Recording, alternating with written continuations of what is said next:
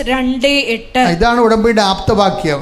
എഫേസ്യർ 2:8 ഒന്ന് പറഞ്ഞേ. വിശ്വാസം വഴി കൃപയാലാണ് നിങ്ങൾ രക്ഷിക്കപ്പെട്ടത്. അത് നിങ്ങൾ നേടിയെടുത്തതല്ല, ദൈവത്തിന്റെ ദാനമാണ്.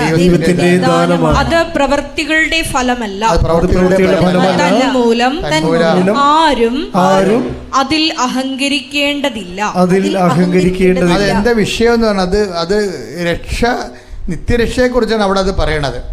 നമ്മൾ ഉടമ്പടിയിലേക്ക് എടുത്തിരിക്കണത് അതിൻ്റെ അത് സക്കറിയായുടെ 4:6 അതിൻ്റെ ഒരു അടിസ്ഥാനത്തിലാണ് എഫേസ്യസ് 2:8 അച്ഛൻ വ്യാഖ്യാനിക്കുന്നത്. അതെന്താണ്? സൈന്യത്താലേ അല്ല, ശക്തിയാലേ അല്ല, കർത്താവിൻ്റെ ആത്മാവിനാലാണെന്ന് വെച്ച് കഴിഞ്ഞാൽ നമ്മുടെ മെരിറ്റിലല്ല ആ വിഷയം ഇരിക്കണത്, നമ്മുടെ കഴിവല്ല. ചിലയിടത്ത് നമുക്ക് തന്നെ അറിയാം, അയ്യോ ഈ 40 ലക്ഷമാണ്, ഇത് നമ്മൾ കടം മേടിച്ചാലും വില മേടിച്ചാലും നമ്മുടെ കിഡ്നി വിറ്റാലും കിട്ടത്തില്ല ഇത്രയും കാശ്. അത് നമുക്കറിയാൻ പറ്റും, നമ്മുടെ മെരിറ്റിലല്ല. നിങ്ങൾ ഉന്നയിച്ച പല വിഷയവും നിങ്ങളുടെ യോഗ്യതയിലോ കഴിവിലോ അടിസ്ഥാനപ്പെടുത്തിയല്ല. പിന്നെ എവിടെയാണ് അടിസ്ഥാനപ്പെടുത്തിയിരിക്കുന്നത്? സൈന്യത്താലേ അല്ല. ശ്രദ്ധിക്കട്ടെ. ഹല്ലേലൂയ.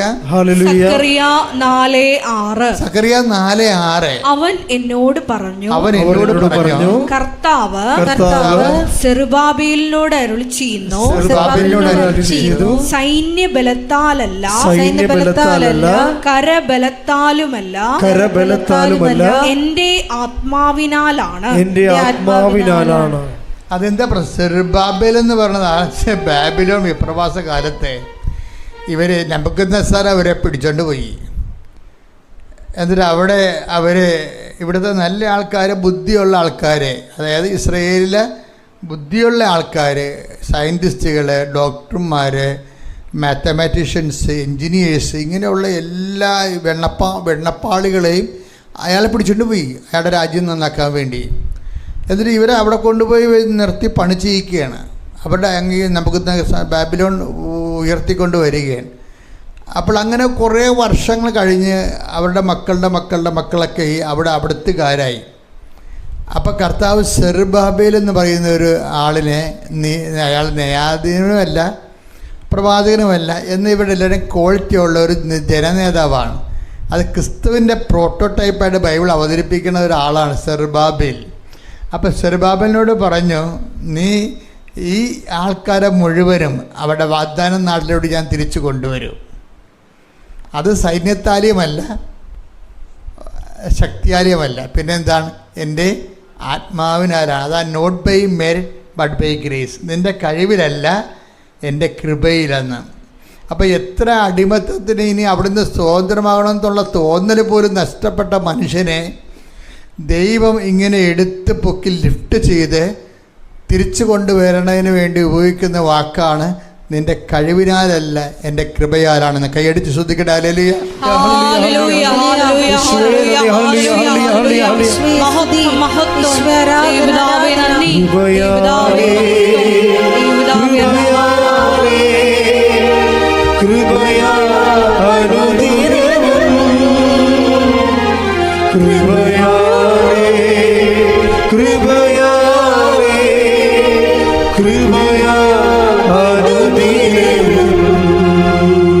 പരിശുദ്ധ പരമ ദിവ്യകാരുണ്യത്തിന് ആരാധനയും സ്തുതിയും പുകഴ്ചയും ഉണ്ടായിരിക്കട്ടെ. അപ്പൊ ഈ കൃപ യോഗ്യതയാലല്ല, കഴിവിനാലല്ല, കർത്താവിൻ്റെ കൃപയിനാലാണെങ്കിൽ ഈ കൃപ ആർജിക്കാൻ വേണ്ടി നമ്മുടെ മുമ്പിലുള്ള പല പദ്ധതികളിലെ ഒരു പദ്ധതിയാണ് ഈ പ്രാർത്ഥന എന്ന് പറയുന്നത്.